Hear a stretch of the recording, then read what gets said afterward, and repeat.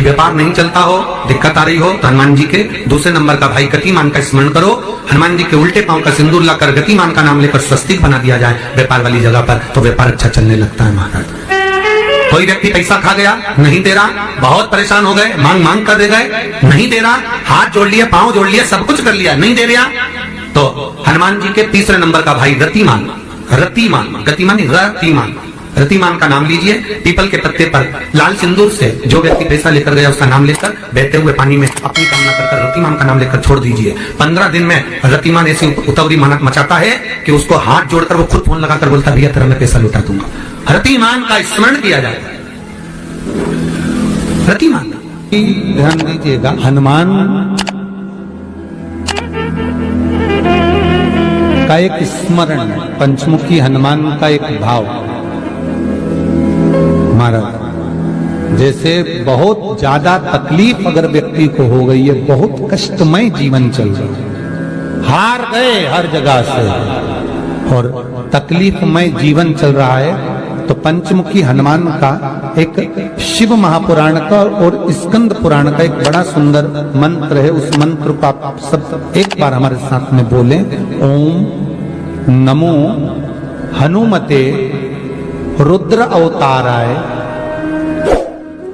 सर्व शत्रु संहारणाय सर्व रोग हराय सर्व वशीकरणाय रामदूताय स्वाहा। बस इस मंत्र को हाथ में काली तिल लेकर, एक जौ लेकर और गूगल लेकर, थोड़ा सा उसमें गाय का घी डालकर, कंडे को या अग्नि को जलाकर इस मंत्र का 11 बार 21 बार जाप कर कर अपनी कामना कर कर छोड़ दीजिए। कैसा भी रोग हो, बीमारी हो, कष्ट हो, दुख हो, तकलीफ हो, 21 दिन के अंदर वो आनंद आना प्रारंभ कर देता है। इस मंत्र स्कंद पुराण का, शिव महापुराण का ये मंत्र मूल पंचमुखी हनुमान सुख देंगे। और एक और चीज याद रखिए महाराज, यदि कोई काम के लिए जा रहे हो, कोई व्यापार के लिए जा रहे हो या नौकरी करने के लिए जा रहे हो और लगी नहीं रही, बहुत तकलीफ पा रहे हो, सर्विस ही नहीं लग रही, बहुत कष्टमय हो गया, तो निवेदन करूंगा 5 पीपल के पत्ते पर बेसन के 5 लड्डू घर में बने हुए, गाय के घी के 5 लड्डू रख लो। उस लड्डू के बीचों बीच एक आटे का दिया और उसमें तिल्ली का तेल डालकर इसी मंत्र का प्रयोग कर कर पंचमुखी हनुमान का किसी भी हनुमान के मंदिर में जाकर, दक्षिण मुखी हनुमान के मंदिर में जाकर उसको रख कर आ जाइए। इसके बाद आप उस काम के लिए जाइए, आपका काम सफल हो जाएगा। आपको किसी को नहीं कहना पड़ेगा कि हाथ जोड़ना नहीं पड़ेगा, किसी के पांव नहीं पड़ना पड़ेंगे, तुरंत काम होगा। बस इस मंत्र का स्मरण कर कर पंचमुखी हनुमान का भूतेश्वर जो मंत्र है वो सुख देने वाला। पूरे घर में वास्तु के हिसाब से केवल एक दीवार ऐसी होती है जहां पर हनुमान जी का चित्र लगाया जाए।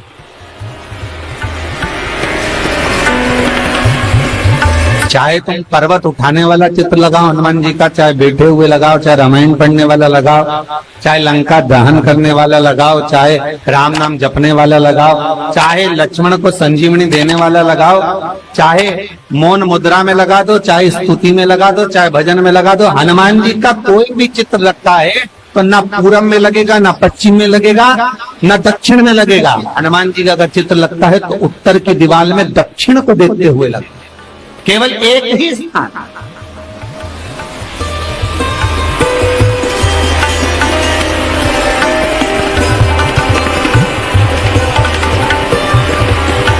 जैसे पूर्वजों के चित्र को, पितरों के चित्र को, गए हुए हमारे जीवों के चित्र को दक्षिण में विराजमान किया जाता है, उसी तरह हनुमान को उत्तर में विराजमान कर कर दृष्टि दक्षिण में कर दी।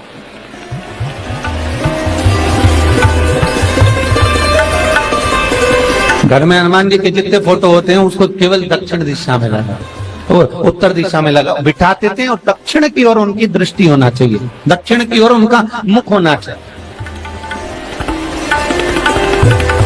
क्यों महाराज?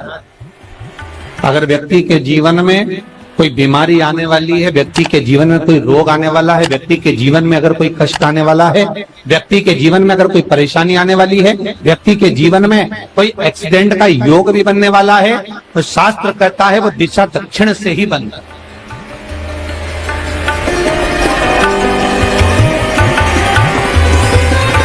ये दक्षिण जो दिशा है ये यम की दिशा मार्ग। यहाँ संपूर्ण परिवार के साथ यमराज अपने आनंद में निवास करते।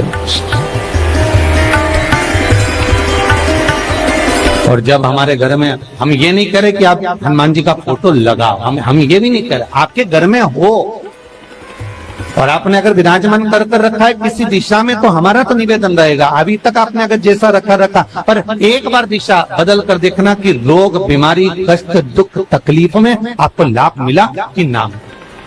हनुमान जी ने केवल दक्षिण दिशा की ओर अगर मुख कर हमने विराजमान कर दिया, फोटो ही विराजित किया। हम ये नहीं कहेंगे आपसे कि आप बाजार से फोटो खरीद के लाओ फिर लगाओ, नहीं, आपके घर में हो तो आप लगा दें, आपके घर में हो तो विराजमान।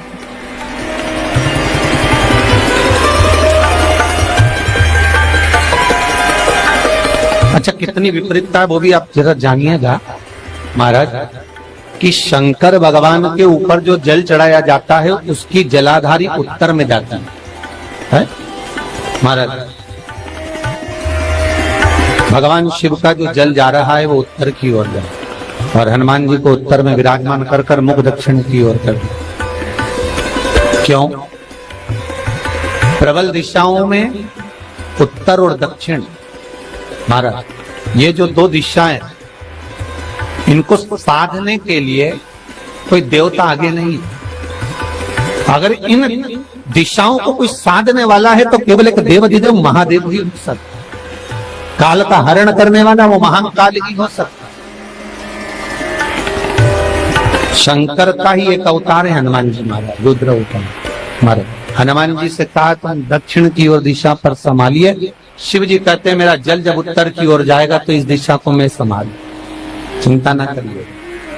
जो स्मरण करने वाला होता है, भजन करने वाला होता है, कीर्तन करने वाला होता है, नाम जाप करने वाला होता है, उसका भी शास्त्र विधान कहता है, उसका भी व्याख्यान वर्णन करता है कि जैसे एक दिशा के रूप में हनुमान जी महाराज को विराजमान कर दक्षिण की दिशा पर हम विजय, अर्थात रोग पर, बीमारी पर, कष्ट पर, तकलीफ पर हम विजय प्राप्त कर सकते। ऐसा नहीं कि ऐसा कोई रोग नहीं जिसकी दवा नहीं है, पर जब तक भगवान की कृपा नहीं होगी तब तक कोई औषधि मिल सकती नहीं, कुछ प्राप्त नहीं हो सकता। जब भगवान करुणा करते हैं तो आप रूप कुछ ना कुछ सुख की अनुभूति हो जाती है, अपने आप सुख का भान हो जाता है।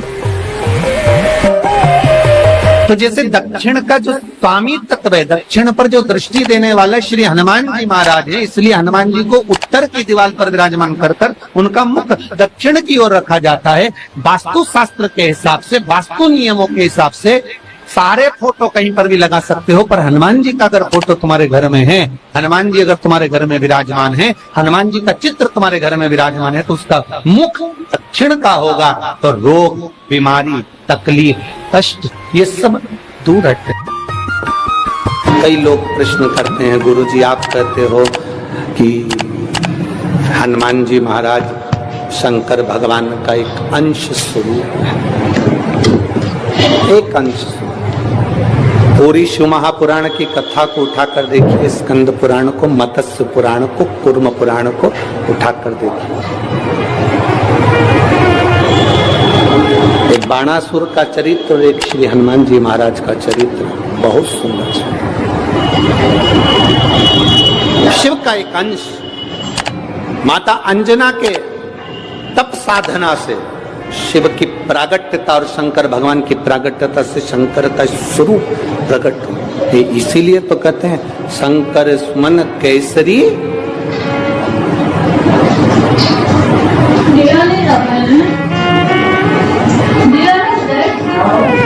शिव का एक स्वरूप है हनुमान जी। हम तो हमेशा कहते हैं अगर आप हनुमान जी का भी दर्शन कर रहे हैं तो ये अंदाजा लगा कर रखें कि आप शंकर का दर्शन कर रहे हैं।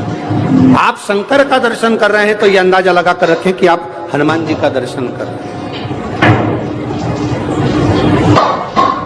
सब एक, कोई भेद नहीं, सब एक, कोई भेद नहीं देवताओं। आप एक बेलपत्र, जैसे आप एक बेलपत्र कि ये दो जो पत्तियां होती हैं, जरा ध्यान देंगे, ये दो जो पत्ती नीचे की रहती है बेलपत्र, आगे का भाग एक बेलपत्र और नीचे की जो ये दो पत्तियां होती हैं, इन दो पत्तियों के ऊपर एक एक शमी पत्र। ये दो जो पत्तियां हैं, इन पत्तियों के ऊपर एक एक शमी पत्र और लाल चंदन ये रखकर, कितना भी रोगीला व्यक्ति हो, रोग से ग्रसित व्यक्ति हो, जिंदगी में कितना ही दुख पड़ रहा हो, बेलपत्र की ये दोनों पत्ती जिसके ऊपर शमी पत्र रखकर, लाल चंदन रखकर श्री हनुमान जी महाराज और हनुमान जी महाराज के तीसरे नंबर के भाई श्री गतिमान जी। हनुमान जी कितने भाई हैं? 6। उसमें हनुमान, रतिमान, प्रतिमान, मतिमान, गतिमान, तो जो नीचे के क्रम में आते हैं श्री गतिमान जी, उन गतिमान जी और हनुमान जी का नाम लेकर जो शिवलिंग के ऊपर समर्पित कर देता है, रोग का निवारण होता ही है, रोग मुक्ति होती है। मंगल का प्रदोष निकाल कर रख लो कि मंगल का प्रदोष इस दिन पड़ रहा है, मंगल की त्रयोदशी तिथि पड़ रही है, प्रदोष व्रत मंगलवार का पड़ रहा है। और जिन लड़का लड़की को मंगल होते हैं, जिन कन्या और वर को मंगल होते हैं, केवल शंकर भगवान के मंदिर में जाकर चौमुखी दिया, 4 बत्ती का दिया आटे का, उसमें घी डालकर लड़की शंकर भगवान के मंदिर में मात्र 7 बार शंकर पे से उतार कर 3 बार स्वतः उतार कर शिव के मंदिर में रख देती है, उसका मंगल आड़े आता ही नहीं है, मंगल नहीं आता सामने। मंगल प्रदोष व्रत का इतना महत्व है महाराज। जब जिस महीने में जो प्रदोष पड़ा करे, जब प्रदोष पड़े, बन सके 1 बेलपत्र, बन सके 5 बेलपत्र, शमी पत्र, हरे मूंग, हरा मूंग, बेलपत्र, एक कलश के अंदर थोड़ा सा पानी लेकर 1 बेलपत्र, हरा मूंग, शमी पत्र डालकर और उसमें थोड़ा सा गुड़ डालकर भगवान शिव का स्मरण कर कर प्रदोष काल में, मान लो कोई काम आपका बहुत जरूरी है, बहुत दिनों से आप थक गए हैं, नहीं हो रहा, कर्जा बढ़ रहा है, धन नहीं आ रहा, व्यापार नहीं चढ़ रहा, या कोई समस्या बहुत प्रबल है, कोई एग्जाम में बैठ रहे हो, नहीं हो रहा, परीक्षा भी दे दी है, रिजल्ट आने ही वाला है, तो भी प्रदोष काल में, प्रदोष के समय वो जल, मूंग, शमी पत्र और बेलपत्र और गुड़ का शंकर के शिवलिंग को समर्पित करना प्रारंभ कर दो। 2 या 3 प्रदोष करोगे, बाबा आपकी मनोकामना शीघ्र पूर्ण कर देगा। शंकर भगवान पर चढ़े हुए जल जब नीचे की ओर आता है, जिस जगह पर जल गिरता है, उस जगह पर मात्र 1 दुर्वा प्रदोष के दिन अपनी कामना कर कर इस शरीर के सुख के लिए शंकर भगवान के जल गिरने वाले स्थान के पास में अवधूतेश्वर महादेव के नाम से रख दी जाती है, तो जिंदगी में कभी बड़ी बीमारी नहीं आती। उसी तरह जिससे रोग को समाप्त करने के लिए दुर्वा का प्रयोग किया जाता है। कभी ऐसा योग लगे आपके जीवन में कि आप जिस व्यापार को आपने करा, उस व्यापार में आपको फल नहीं मिला, फिर आपने व्यापार चेंज करा, फिर बदल कर देखा, फिर उस व्यापार को कर देखा, उसमें फल नहीं मिला, फिर आपने वापिस व्यापार को बदलने का विचार किया, तो हमारा निवेदन रहेगा उस व्यापार को बदलने से पहले एक काम जरूर कर देखो। 3 स्थान पर बेलपत्र को चढ़ा कर देखिएगा। अगर आपको लगे कि मैंने व्यापार बदल लिया, एक बार बदला। कई लोग ऐसे भी होते हैं जो पैसा इकट्ठा करते हैं, धन एकत्रित करते हैं और कोई व्यापार ऐसा कर लेते हैं जिस व्यापार में धन चले जाता है तो वो धन वापिस नहीं आता महाराज, वो व्यापार का धन वापिस नहीं आता। तो बड़े दुखी होता है कि भाई मेरा गया हुआ पैसा नहीं आ रहा, मैं बड़ा कष्ट में हूं, मेरा खुद का ही आ जाए ना तो मैं निहाल हो जाऊं, मेरा अपना ही नहीं आ रहा जो गया हुआ है तो मैं क्या वर्णन करूं उसको क्या। उनके लिए भी ये प्रयोग, ये शिव विद्येश्वर संहिता का ये भाव बड़ा सुंदर है। आप व्यापार पर व्यापार बदल कर देख लिए, धन भी हमारा कहीं डूब गया, आ नहीं रहा है, तो प्रयास करना। 3 स्थान पर चढ़ाई गई बेलपत्र हमें सुख का अनुभव कराती, बहुत ध्यान लगाइए। पहला, अशोक सुंदरी की जगह। अब ये बेलपत्र जब भी आप चढ़ाएंगे तो रविवार की अगर प्रदोष पड़ जाए, कौन से दिन? रविवार की प्रदोष के दिन ये प्रयोग अवश्य कर देखिएगा। ज्यादा बार नहीं करना है, केवल एक ही बार करना, बाबा स्वयं कृपा करेगा। अपने मंदिर में अर्थात अपने घर के पास कोई मंदिर हो, शिवालय हो, देवालय हो, जहां शंकर भगवान विराजमान हो, शिवलिंग हो, ऐसी जगह पर अवश्य करें।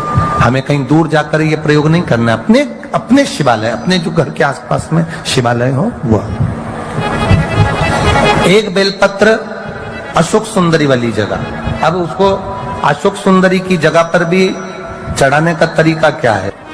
जब हम बेलपत्र चढ़ाएंगे तो उस बेलपत्र को चढ़ाते समय आपकी जो बेलपत्र की डंडी है, वो बेलपत्र, रविवार प्रदोष के दिन का ये उपाय है महाराज। ये बेलपत्र की जो डंडी है, इस डंडी का भाग शिवलिंग की ओर होना चाहिए। ये जो डंडी है इसका भाग अशोक सुंदरी पर जब चढ़ाएंगे तो शिवलिंग की ओर इसका भाग होगा महाराज। दूसरी, बेलपत्र को जब हम समर्पित करेंगे, जया, विषहरा, शामरीवारी, दौतली, देव, मान लो जलाधारी ऊपर नहीं है शंकर जी के, तो उसका स्मरण कर 5 कन्याओं का नाम